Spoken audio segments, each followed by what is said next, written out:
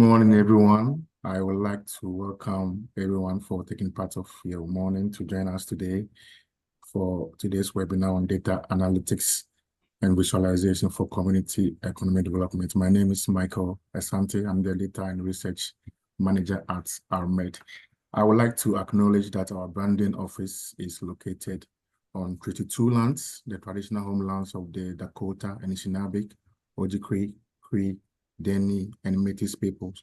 However, our team works extensively throughout Manitoba in the lands of Treaties 1 through to 4 and the southern portion of Treaty 5. Our MED respects the treaties that were made on these lands where we work together. We commit to reconciliation along the path of economic prosperity.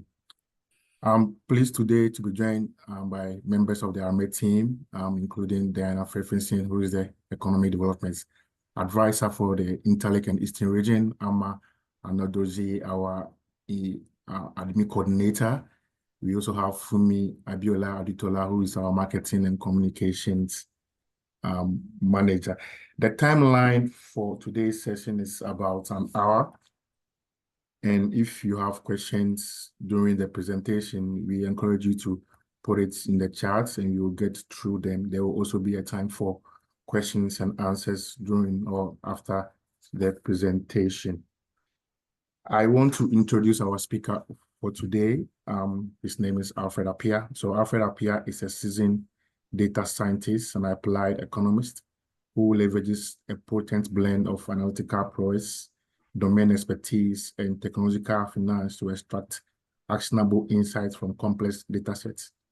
With a profound understanding of both economic theory and practical data analysis techniques, Alfred is adept at transforming raw data into strategic assets for informed decision-making. Specializing in developing cultivating data visualizations, Alfred utilizes a versatile toolkit encompassing R, Python, and Tableau. So whether crafting interactive dashboards, dynamic charts, or informative infographics, Alfred excels in distilling intricate information into visually compelling narratives, facilitating stakeholder comprehension and driving data-driven initiatives forward. In addition to his expertise in data visualization, Alfred is also very proficient builder of machine learning models tailored for government programs. By harnessing advanced statistical techniques and cutting-edge algorithms, Alfred develops predictive models that empower policymakers with foresight and enable the optimization of resource allocation, ultimately fostering more efficient and equitable governance. So that's what I say. I will invite Alfred to give us a presentation. Thank you. Alfred. Thank you. That was a very nice introduction. I didn't think I was doing all of that, but hello, everybody. Thanks for coming today. I'm going to share my screen here. Hopefully you can, let me put it on slideshow. Hopefully you can see my screen still. So I know we don't have a lot of time, so we're just going to go straight into it. By way of agenda, we already did the introductions, and I think for me to get an understanding of who is in the room, I'm actually going to do a poll question so that I get an understanding of like people's experiences when it comes to data, analytics, visualization. And then we will do a bit of a analytics 101. So for some people, it might depend on who is in the room. Some people, it might be a recap. Some people, it might be a new thing. Then the bulk of the presentation is going to be focusing on how we transform data into insight, right? So what is the process like as people that are working in community economic development? What is the process like in terms of transforming data into insight? And then as part of that, I'll be talking about some best practices when it comes to visual storytelling, and then also how we use data to empower decision making. We have question and answers in the end, but like was said in the introduction, if you have any questions throughout the process, feel free to put it in the chat, and then we can address them. So they already talked about me, so I don't have to talk about myself again. So the poll question, and I think it's going to come up, but yes, just to understand who is in the room, how would you rate your experience with data analytics and visualization? So would you say you have no experience, you're a beginner, intermediate, or you're an expert? So let's get some answers there. And then also, we are also interested in where people get data from. So what sources of data are you familiar with? Is it Statistics Canada? Is it RMED? Is it like from Google Research or any other sources that you use?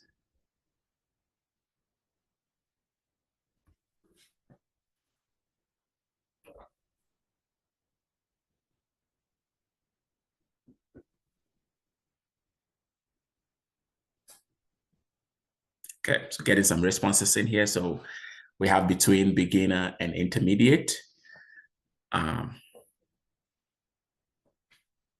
No expert yet. If we get an expert, I'll probably hand over my presentation to them and then go home. But, oh, we have one expert. That's good.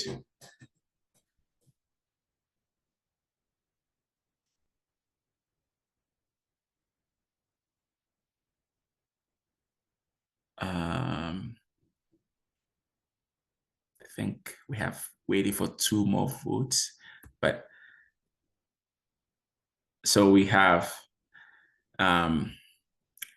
seem to be people between beginner and intermediate by way of experience, which is good. I think I have a fair idea of the people in the room, and that would be good for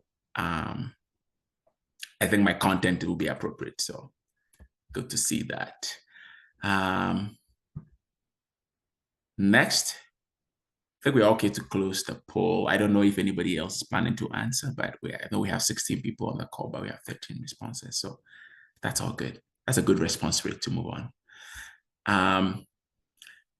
Next, then I want to talk about, sorry, this is an open-ended question. What is the one thing you're hoping to take away from this session? So you could put that in the chat. Like if anybody wants to speak to, they can speak, but ideally just put your response in the chat. What is the one thing you're hoping to take away from this session?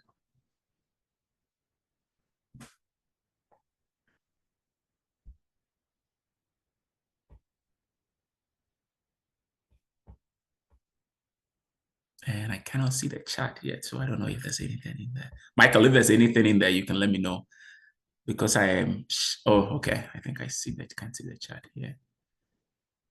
Okay, I see.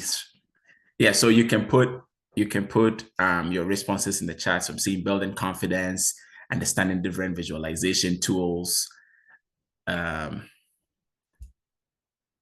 is the one thing you're hoping to take away from the session today?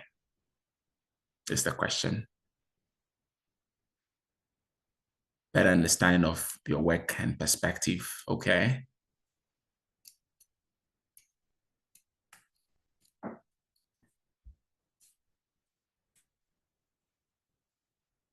Do you need more information? How to visualize complex data into simple things, okay? Data presentation, efficiency in leveraging information, understanding the different tools for community economic development, and any potential rural data gaps for being able to use these tools. Okay, so I think we have some good expectations for the session. So I want to start by talking about data analytics, because I think that before we make any progress, it's important for us to have an understanding, or I think people have been, based on the poll, some people have experience doing data analytics, but it's trying to find a definition for data analytics. You can look at different things. So generally, basically what you're trying to do with data analytics is you're trying to extract insight from data sources, right? Or you're trying to analyze raw data to find patterns and trends and answer questions, essentially, is what you're trying to do. Because as we know it, the data will come in different forms. And it's about how you take the data from that form and then make it into those insights, those actionable insights that somebody can take and then do something with. So I like this chart because it talks about the complexity. It's like a complexity and also value. So how complex the data is, how complex the analytics is, and then the value that you generate from it. So generally, you can think of data analytics in four, buckets. So you have descriptive analytics, right? Which basically a lot of the time, the purpose of descriptive analytics is trying to understand things that have happened in the past, right? So you get some data, you can do some summaries of the data. For example, you can do, averages, you can do median. For example, from a community development perspective or community economic development perspective, you're looking at, what is the average housing prices over the last 5 years, or trying to calculate the labor market indicators. So, for example, unemployment rate, labor force participation rate, those kinds of things over the past 5 years. So a lot of that is the descriptive analytics. It is less complex, and relatively the value is lower, right? So this is the point of this. But then you can also get into what is called diagnostic analytics, where here you're trying to understand why something happened, right? So you're trying to more diagnose what has happened. So for trying to get into drilling down the data, trying to understand correlations, or trying to look at root causes, like what is the root cause of something? So example from a community perspective, like why do certain regions have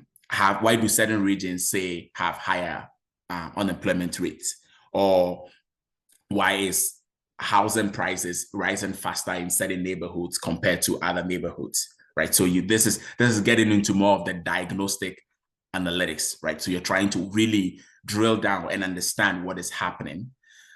Then you get into the next level. So again, this diagnostic analytics is more medium complexity, medium value. And then you also get into predictive analytics. So when you get into predictive analytics, this is where you are trying to use historical data to predict what's going to happen in the future, right? So we're trying to see what is likely to happen. So here there's different techniques, like you do regression analysis, for example. Like I think by now everybody has heard about machine learning models and AI models and the stuff that they're doing. So if you think of it from a community development perspective, for example, are we able to forecast on employment trends based on what is happening in industry and education, right? So what is being able to use historical data to predict what's going to happen to unemployment rate or employment rate, or for example, housing prices. Are you able to predict future housing prices based on historical data and different other different variables that you can think of, like economic trends? So this is where you get into predictive analytics. And the value here, of course, is also very significant. And then the last part, which is always very difficult to do, is trying to determine what should be done. So now you have all this data, right? Like you have been able to predict, you have been able to do this, but how does that impact what you're supposed to do? What should be done? So here, it gets more complex. The value, of course, is going to be high value when you're able to do that. When machines can actually do that more effectively, you do generate a lot of value. So broadly, this is more like a continuum of analytics, like what you can do. I think a lot of people usually are familiar with descriptive analytics, and then also some diagnostics. We all trying to use data to understand what is happening, and all of that. So right now, when I ask people what are the types of data, I think you probably might get different responses. But generally, right, like you can group data based on the format of the data. So is it a structured data, or is it unstructured? Is it quantitative, or is it qualitative? So quantitative data tends to be structured. So a lot of the times, like the data that you see in a spreadsheet, it's in the structure, right? So when we go on StatScan right now, we look at some of the data tables on StatScan, we pull a table on employment and unemployment, or housing stats, or total population, or we're able to determine total population from you're able to generate population growth rate from the total population tables. Those are all structured data, right? And then, of course, there is unstructured data. Community feedback. We go and do engagement sessions with community. Maybe we do focus groups with community members, or we do interviews and the transcript of that. Images, when we go to community events, we record videos, we take pictures. When you look at all the posts that's happening on social media is a significant source of data. all of that data is referred to as qualitative or unstructured data, right? So, and it is estimated that in most organizations, about 80% of the data is actually unstructured. So that tells us like how much of the data we collect that we are actually using, right? Because a lot of the data is not in nice tables. Like think of even emails, just emails, the amount of emails that you exchange in a day, right? That's all data that we could potentially leverage, of course, if we have the right tools to do that. But the bulk of the data is qualitative. Today's focus, a lot of the focus today is going to be on quantitative data because that's what we mostly use. But just let us have that at the back of our minds that, of course, a lot of the data that we have is also unstructured and not in the form that is readily available to use. You could also think of data in the form of whether it's the source of collection, right? So is it primary? So are you doing your own research? Like, are you developing your own survey instrument, for example, developing your own questionnaire to go and collect the data? Then it becomes primary data, right? So when we go do a survey on local employment conditions or we do survey on local housing conditions, that becomes primary data. But then when we are relying on data that others have collected, so like even like we go on StatScan and we collect we look at the census data, for example, we look at all the data that to StatScan, that's still primary research. But for us that are going to use that data, it becomes secondary data for us, right? And so that's the distinction between that. I wanted to highlight that. So now that we've kind of gotten that out of the way, let's look at how we go from data into insight. And like I said in the beginning, of course, the data doesn't come in the form that is readily available to use. And so how do you take that data and then make it into insights? So of course, we talked about data collection. You have to collect the data. So it's either from secondary sources, like the data is somewhere, StatScan or in some academic literature that you're pulling from, or you're collecting your own data from primary research. So regardless, you will collect some kind of data. Then you go from that to cleaning the data, because the data, a lot of systems don't build data for the purposes of actually doing analysis, right? So when you think of even when you think of the different systems that we have in our organizations, like whether it's a payroll system or it's a procurement system that you might have, a lot of the times it's not designed to be used for data analysis, right? It's more for operational things, like we know where to go and approve somebody's time, or we know how, if we are contracting a vendor, we know the system that we're going to put it in, but it's not really designed to now pull the data for analysis, right? And so a lot of the times, regardless of what the data source, you're going to have to do some kind of data cleaning and preparation so that the data would be in the form that you can now use to generate the insights. So that's a very important step. Data analysis. Now you have the data, you analyze it, you visualize, and then you kind of look at the visualization and generate the insight.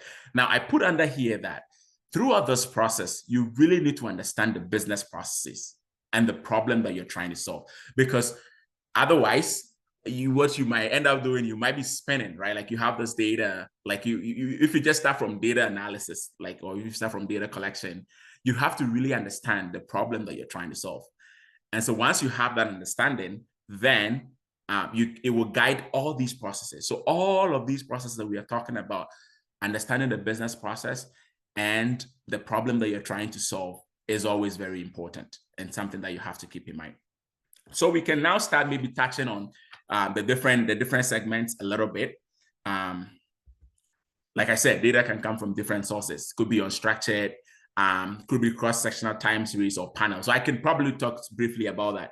So cross-sectional data is basically data that is looking at multiple variables over time. So for example, if you collect a survey data at a point in time, right? Like, okay, I want to understand, let's say I want to understand the housing situation in rural Manitoba as an example. So you develop your own survey and then you get that information. Once you get that, you're basically collecting at the same time, but you're collecting different things, different variables. So it becomes cross-sectional data.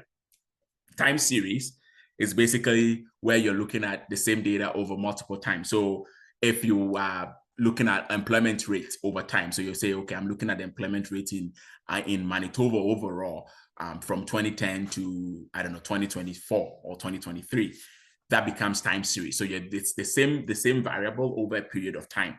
Panel data is a combination of the two. So you're looking at variables and then over time as well, right? So that's basically a way to think about it. The data could even be aggregated. So you might get data that is, it's not every time that you get data that is raw, in the sense that, you know, it's at the individual level. So a lot of the times, unless like for even on StatsCan, unless the time when you go to the StatsCan data tables that I think a lot of people might be familiar with, and you go in and you can search on different things. I put a link here, but basically a lot of that data usually would be aggregated, meaning that it's not like granular enough for you, right? StatsCan also sometimes will provide micro data, like the data, so for example, the labor force survey or the census might have some, they call it the public use microdata file, right? So you can go there, you can request for that data, and then you would get the data at like whatever the level is. So if it is an individual level, you will get the data at the individual level. But a lot of the data that people would be used to will be aggregated. So you'd have to look at different sources of data. And right now, there are different tools that you can use to even if you're trying to get like social media data, there might be different things that you can use to pull social media data, as an example. So that is the starting point. You have to get some data. So now let's assume that you have data. Okay, we have data on maybe housing, or we have data on employment. What do we do with that data? So the next step is cleaning and preparation. And I think I said this before, the data, hardly would the data come in the form that is ready to use. It hardly comes in a ready to use format. Even sometimes, even with aggregated data, sometimes you might get into situations where the data is not in the form that it's ready to be used. So you'd have to prepare it, you have to clean it. But in order for you to do that, you'd have to understand the structure of the data. Is it in a wide form? Is it in a long form? And by wide form, the structure will be such that, like the same observation, like say, for example, if you have, if you're trying to look at employment and you have one variable for employment, you have one variable for housing or access to housing or of some sort, those variables will be in different fields, right? So it becomes wide. But then depending on what you're doing, there's certain processes where you'd actually have to transform that data into a different format. So maybe you need all your variables to actually be in one. So instead of housing and employment being in separate columns, they actually need them to be in one column so that the corresponding value of those variables will be in another form. So that's the so-called long form of the data, because the process that you might be using for the data analysis might require you to do that. So you just have to understand the structure of the data. Missing values. A lot of the times data would have missing values. So it could be missing because it's a data entry issue, or it could be missing because, somebody just didn't pull the data there. So how do you deal with that? And depending on the process, because sometimes you can exclude missing values as a way of dealing with it. But once you exclude it, one of the things you have to think about is, okay, you might maybe introducing bias into the data, right? Because what about, depending on how the magnitude of the missingness, right? How do you deal with that? It also depends on what processes you're trying to do later on. So for example, if you're trying to use the data for forecasting or for regression modeling of some sort, maybe you can't just drop the observations, because again, remember that with those, you're trying to make sure that the data, or you're trying to teach a machine to learn some patterns in the data. So if the data is missing, maybe you might have to find a way of dealing with it. Outliers, you see that a lot, and especially in like a lot of numeric variables, right? Like you see a lot of outliers. Like maybe you go and do a survey, somebody might say their income is like $1.5 billion. But you think about it, and it's like, like given your experience with the group of people that you're dealing with, given the experience with the population, you don't think 1.5 billion, it might skew that it might even skew your analysis, right? So how do you deal with that? So being able to identify those outliers is very important. Duplicates.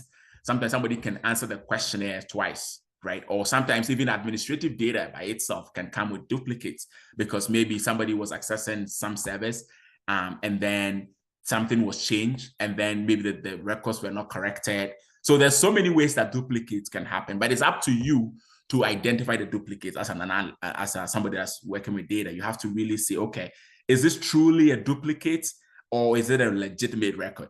Right. So you'd have to, and this is where I say it's important, because as an analyst, you'd have to go back to the business. You cannot do this by yourself. Even if you're in the business area, like, you have to really talk to the experts, right, to understand, okay, I'm seeing that this person has multiple records here. Even the same thing for outliers. I'm seeing that these numbers are too high or these are too low, but is this legitimate, or are there some rules in the business that I really need to understand? This is why it's important that throughout all your processes, you communicate and you understand the business, but also understand the processes or the problem that you're trying to solve. Sometimes you have to standardize data, the format of the data. For example, dates can come in different formats. Some people can write year, month, date. Some people will write day, month, year. Some people write month, day, year. Some people can write the dates in the full. So and like I said, because a lot of times systems are not developed with data analysis in mind, the dates might not even come with like a standardized format, right? So people can just go and enter their dates in there. Or like, you might do a survey and you ask people their age, and some people might write the year that they were born, or some people. So there's so many things that you have to look at, and then you as the analyst, you would have to now standardize the data, right? Okay, I want my year to be in this structure so that I can be able to calculate age, for example. I can be able to calculate years of experience based on the date field, or I can do I can be able to extract month and then group things by month and analyze that. So that's also very important. You might have to recode data sometimes, because if, for example, you might have raw age. You don't think raw age is easy for people to see, because if you have an age between 18 and say 80, you don't want to show all of that on a chart, for example. So maybe you categorize them so it's easy. So you group them into maybe 18 and 25 and so forth. So recoding is important. Sometimes too, even with categorical fields, somebody might say, okay, what is a city? And so, think of so many ways that people can write Manitoba, or like Brandon, for example. Somebody might spell with the lowercase B versus uppercase B, and so many things. So you have to really standardize the data and be able to recode it so that at the end of the day, when you run a summary of Brandon, people that live in Brandon, you can see that you are not getting multiple spellings of Brandon, and then you're getting sparse data that way. So sometimes too, you might need to combine multiple sources of data. Right. So you might need to combine multiple sources of data. So if you are working with databases, hardly would you have the fields that you need in one table, right? Or hardly would you find the data that you need in one table. So you usually would have to combine multiple things. Even when you go on StatScan, StatScan might have data on one thing, but you need other stuff. So you really have to figure out, okay, how do I put all of this together so then I can tell the story that I'm trying to tell? So there's a lot. I wanted to spend a bit more time on here because I know the cleaning and preparation takes a lot of time, right? There's a lot of things that you can do here. Data analysis. I talked briefly about it, but descriptive statistics like summaries. You can do some summaries, you can do averages, you can do median. We know that, or at least from statistics, a lot of the times median tends to be a better indicator, especially when you have outliers, right? Like, so for example, in the income situation, so you see a lot of income will be presented by median versus the average, because the median is less susceptible to outliers compared to the average. Sometimes you might do percentages as well. So examples here, you use housing data to summarize the average housing prices in a particular area. You can use labor market data to calculate employment and unemployment rates. You can do a distribution of recent immigration by source country. So these are the different ways that you can. These are some examples of how descriptive statistics when it comes to data analysis. But again, the problem that you're trying to answer, or the question that you're trying to answer as part of your process, is important here, and the business knowledge.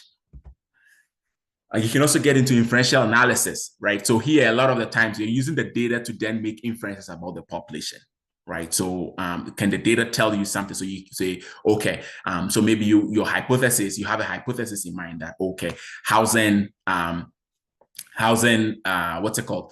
Housing access is universal in Manitoba, as an example. I just made this up, but how do you test that? Like, how do you use data to test that so that the data can tell you that? And so here you're getting, or you might also be getting into regression analysis. For example, well, how does location impact housing prices? Right. So how does location impact housing prices? That is getting into inferential analysis. Or how does education impact income? Those are some examples that you can think about. Predictive modeling, you can do that in data analysis stage as well. Can you use the historical housing prices to predict future stuff? Or machine learning models, which I briefly touched on. But the whole concept of machine learning models basically is trying to teach machines to discern patterns or to learn patterns from data. So the machine will learn the patterns from historical data, and then you train the models so good. The hope is that you train the model so well that when it sees fresh data that it hasn't seen in the future, it will be able to make good predictions based on what it has learned from the historical data.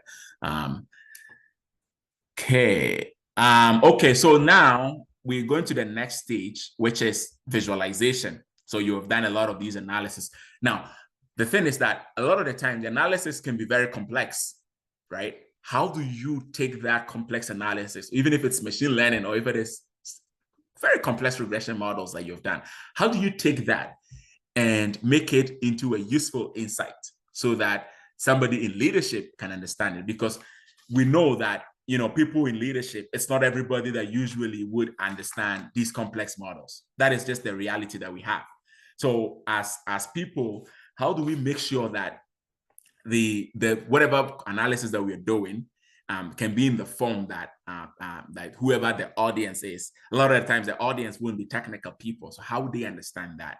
I like this quote because it says data is just a summary of thousands of stories. Tell a few of those stories to make the data meaningful. So this is really important for visualization, like, because data visualization is very key. I would like us to actually, before I talk about visualization, I'm going to show you a few charts, a few data visualizations. And part of what I would like us to do is to try to identify what is wrong with the charts that I'm going to show. So before I get to that, just broadly, these are some visualization types. Bar charts, we're trying to compare categories. So for example, we're trying to compare employment rate across regions or between regions. Bar chart is probably a good one to use. Line chart is for showing trends over time. So if you're looking at, say, you want to look at population growth year over year, or you want to look at unemployment rate over time, but especially if you have a long series, right? So if you have 20 years of data, it's probably not best to show it on a bar chart. It's probably better to show it on a line graph. And we'll talk about some of the best practices. Pie chart, displaying part of a whole, right? So a lot of the times, it's usually best to use pie charts for proportions, right? And especially in the back, but then it also has limitations. If you have a lot of proportions, like if you have a lot of categories, then maybe bar charting wouldn't be appropriate for you because it would be hard for people to see. And we'll talk about some of the best practices, but just as an example, if you are trying to show relationship between variables, say you're trying to show a relationship between education and income or location and housing, then maybe you want to do a scatter plot, right? You do a scatter plot, which we see an example of.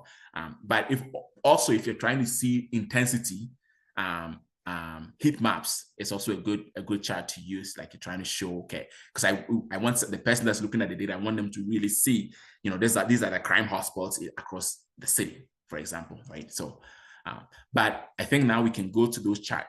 So let's take a look at this chart. It's trying to show average age at which young people leave parent household in 2022. So there's 8 categories, and then there's all these countries in here. What is wrong with this chart? Like, if you're an executive, or if you say you're not technical person, you're presented with this chart. Like, what is wrong with it? Any issues? Anybody you can put it in the chat. What do you think is wrong with this chart?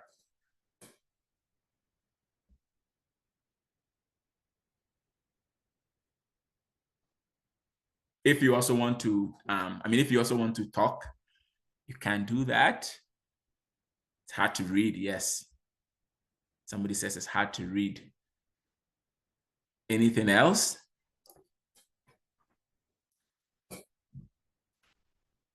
Let's see. There's more here. Formation is scattered. Yes. I'll change the size of the bubble to create relative to the number. Scattered.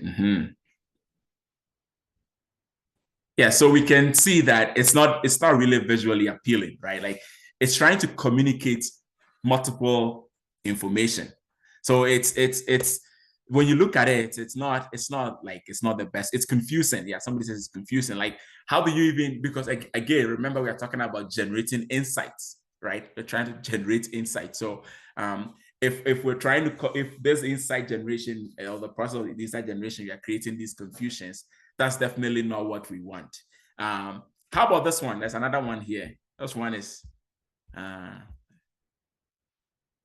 so forget about Trump and Biden there, but what is wrong with this chart? Like, what do you see as an issue with the chart?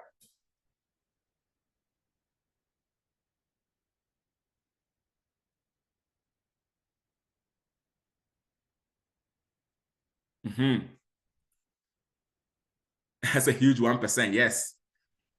So this chart is suffering from a skill problem, right? So 46 and 47, it's only 1 percentage point, but it's also hard to tell the chart. That's correct, what kind of chart that is. But yeah, like it's a misleading chart, right? Like, and this is something that as people that are trying to communicate insights, we have to make sure that the information, that by way of saying that we're using visualizations to generate insights, we're not actually causing confusion and we're not actually misinforming people, because 46 to 47% shouldn't have that significant gap that you're seeing there. But of course, I mean, this was a political thing, so it's just interesting that, but sometimes it can happen, right? When you have data that is not properly scaled, or you have an access that is not properly scaled, what it might do is that it might be communicating misinformation.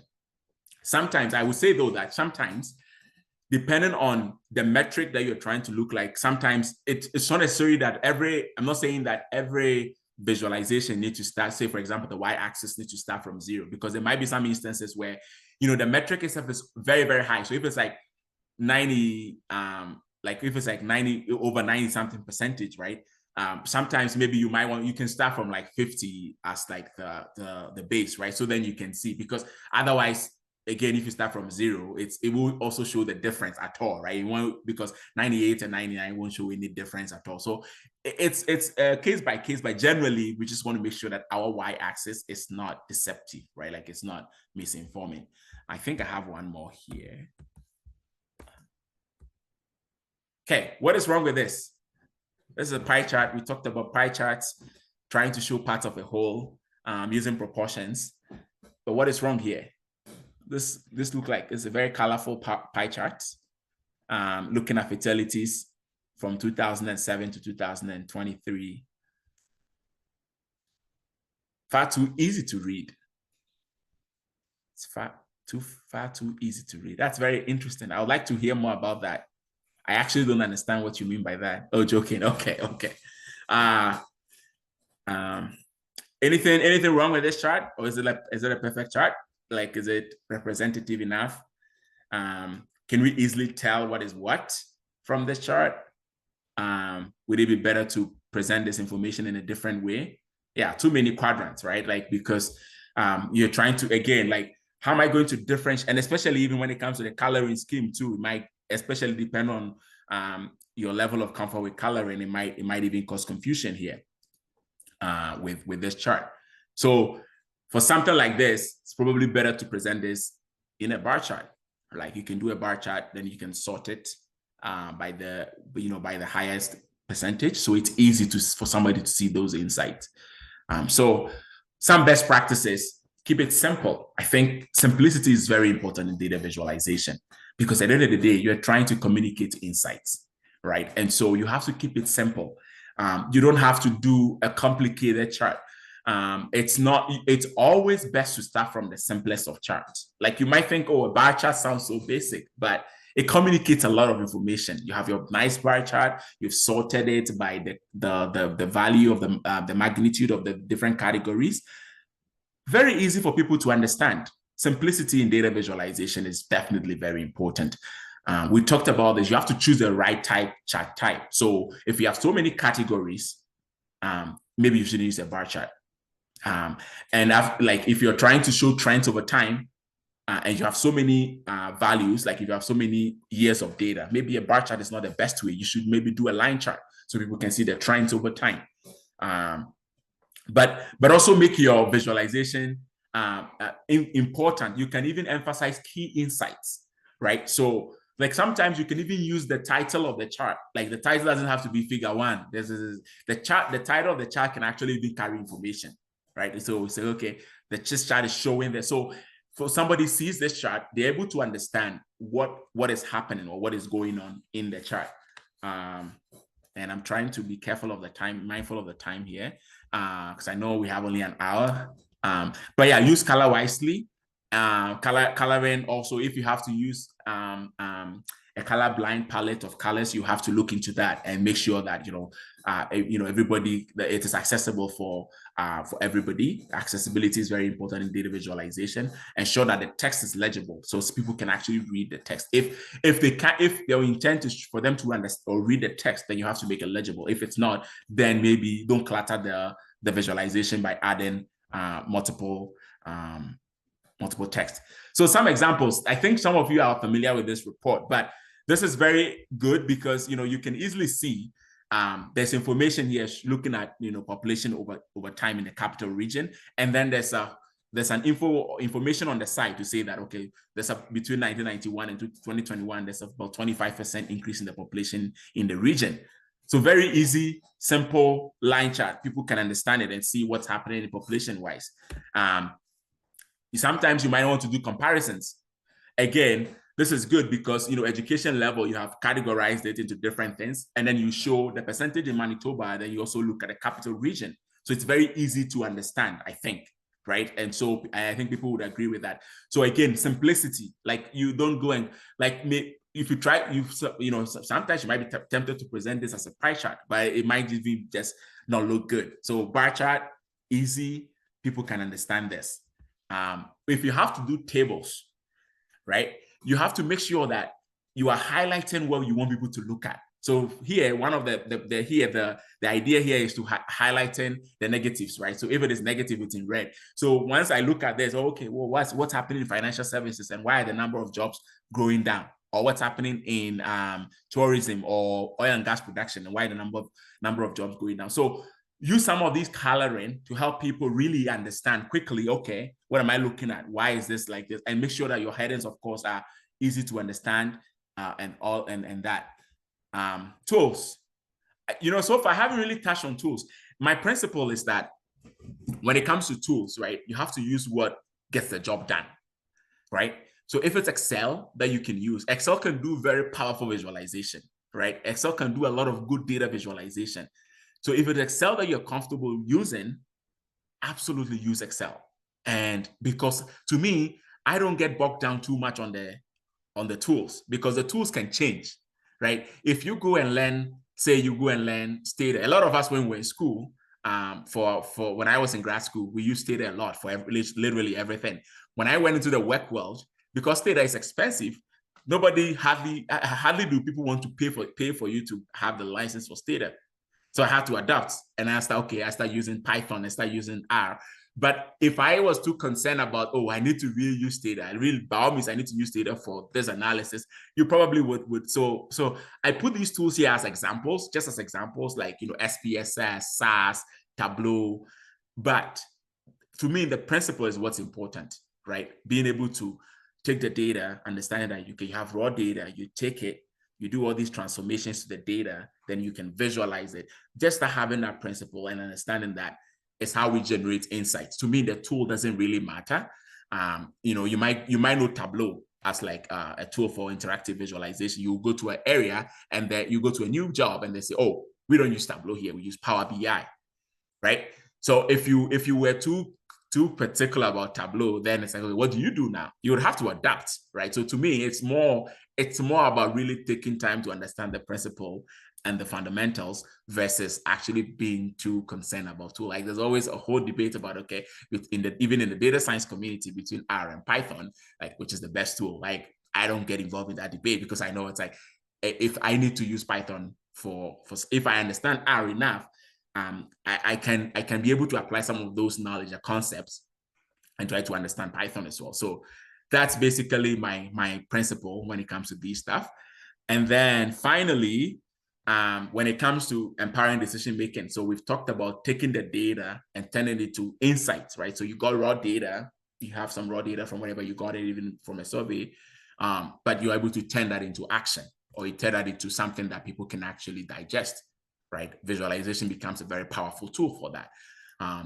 You by through this, you're also improving clarity, right? So you're able to, because sometimes people might have certain perceptions that they might have held on to for a very long time without actually having actionable data or having evidence to support that. So being able to do this, you're able to bring that clarity, but also enhancing engagement. Like if you have very nice visualizations that you can share, or like if you do projects, you're able to communicate some of this.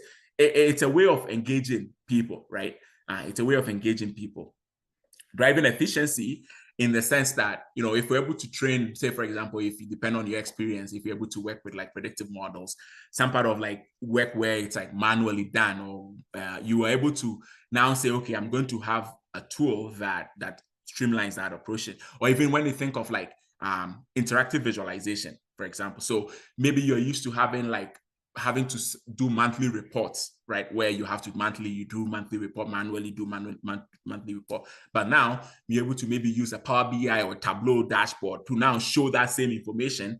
You can do it such that you set it every month, it just updates automatically. It's that process automated. You do it automatically. So that becomes very important. And then, in terms of the overall organization's planning and strategic planning, being able to use data, because performance indicators becomes key element in strategic plan, right? Like how do you now assess that performance? So data becomes important for that. So I think that's everything I had for now. So now we can take some questions about data. Anything, like I think I try to keep it as simple as I could. Okay, so I have one question here. Michael, do you want to? Yeah, so the question is coming from Matt. He says that in rural areas across Canada, quantitative data may be unavailable for privacy and or capacity reasons. Do you have any recommendation on how rural organizations can overcome some of these barriers? That's a very good question. And data access, I think this is not even, I would say it's a general thing, right? Like where access becomes a problem.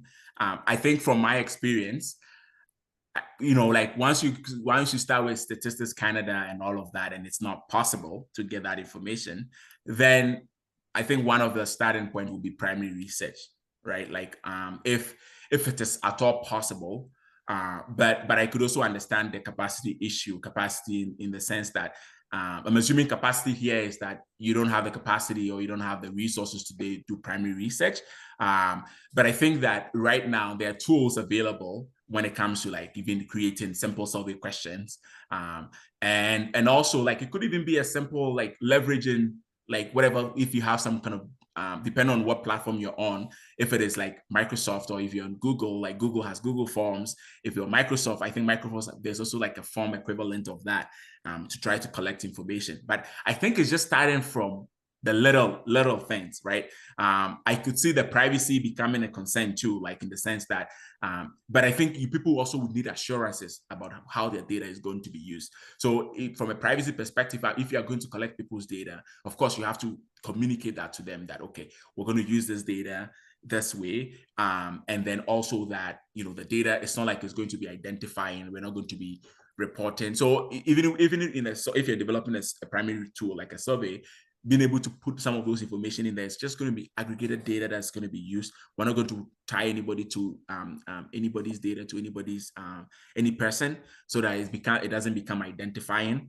So I think that those are some of the ways that you give people comfort, right? I think ideally we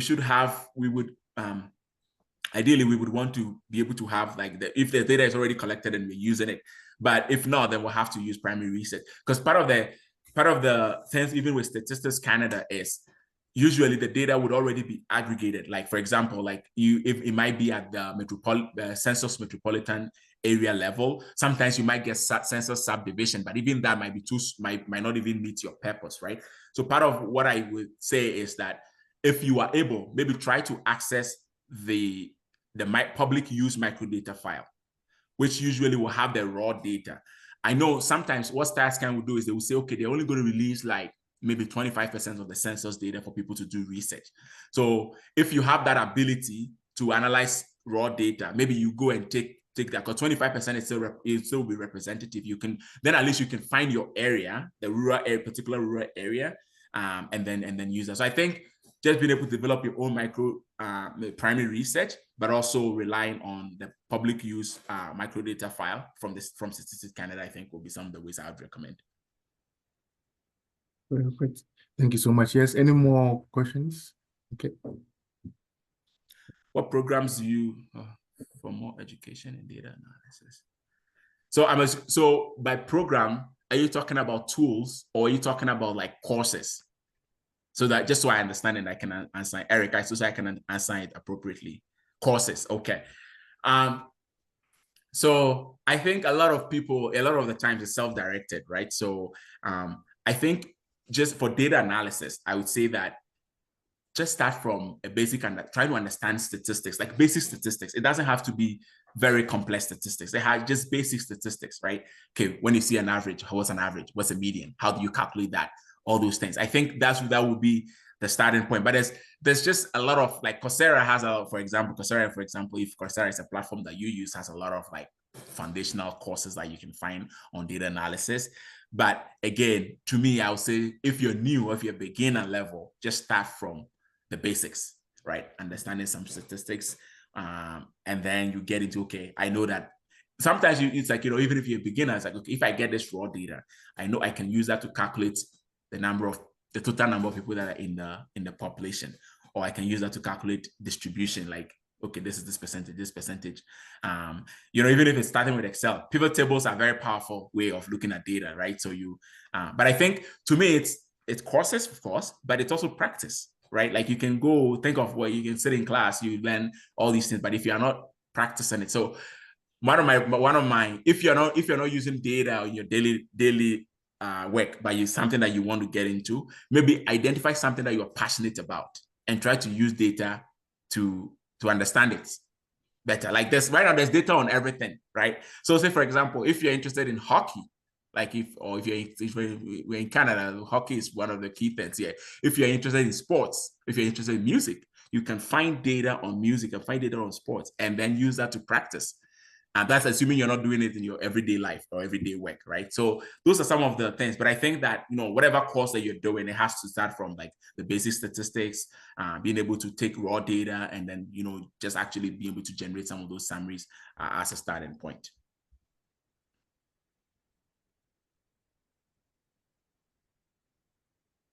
Yeah, I think it's recorded, so to be online for you. Thank you. Yeah, any more questions before we wrap up?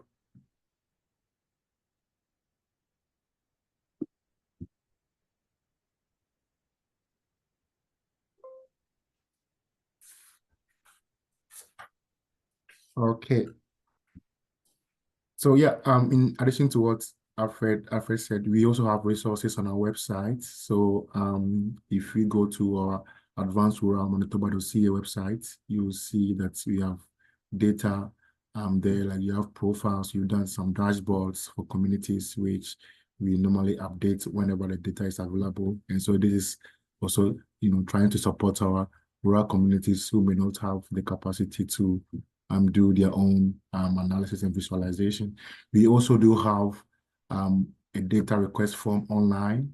And so, for example, if you are struggling with, finding data, we are here also to support you. I think there's a question about how do we calculate error in data analysis? How do we calculate error in data analysis? Alfred, quickly. I think you're on mute. Yeah. How do you calculate error? So it depends on what error you're trying to calculate, right? So if you're trying to see, okay, you have an actual value and you have a prediction, and then the error will be the difference between the two, right? So I'm trying to understand what you mean by error, but like at the end of the day, is it like you're trying to calculate like standard error, like a statistical standard error, or so it depends on. But error basically usually is, you have something that is the actual, and then you have something that you have so the values that are not captured by the data. I still really don't understand the question, to be honest. I think if we have time and the person can actually unmute and describe it, that might be the best way for me to. So for example, if you're trying to look at employment rate, how do you calculate the error? Is that what the question is? Sorry, but generally, like I said, error is happening when you have the actual thing and then you made a prediction and then trying to see, okay, what's the difference between the actual and the that would be one of the ways that I could think about. But you can also think of error like like statistically, right? Like so like if you if you have a value that is like a sample, like the error is like how different is it from the population, right? So like error is like a very broad term, but it's just the difference between some kind of actual versus what you're actually getting from the data, right? That's what I would say as the Hi, so I asked the question. Yeah, good morning. Thank you very much for this session. It's very informative. By error, I'm talking about the values that you are not able to obtain in the raw data. So how do you make allowance for that? Right. So if you're not able to obtain that, so it could be that, okay, so the data is missing, right? Like, so you cannot, and that's what I was talking about earlier. So if you cannot obtain that, one of the ways that you can do is you can actually impute you can do what is called imputation, right? So, and there are different ways of doing imputation. You can say, okay, well, if this data is not available and it's going to generate error, what I could do is I could use, like, if it is a numerical variable, if it's numbers, you can say, okay, I'm going to take the median or the average of all the groups, and then I'll just use it to replace that. Right? Or if it's a categorical variable, like if it's like, okay, things like gender, like male, female, say, okay, what is a dominant group? Maybe I'll just replace the missing value with the dominant group. So there are different ways that you can address that. If you cannot see it in the data, like I think also depends on your end goal for the data analysis, right? If a lot of the times you worry so much about imputation and stuff, so basically you estimate, basically is what I'm trying to say. But this estimation depends also on the purpose, right? So if you're going to use it for simple visualization, maybe not so much estimate. But if you're going to use for prediction, then maybe you might want to make sure you have full data so you can use that for the prediction. So yeah, you estimate in different ways, depending on the type of data that you have and the problem that you're trying to solve. Oh, all right. Thank you so much, Alfred, and everyone who was able to join us this morning. It was very informative. We are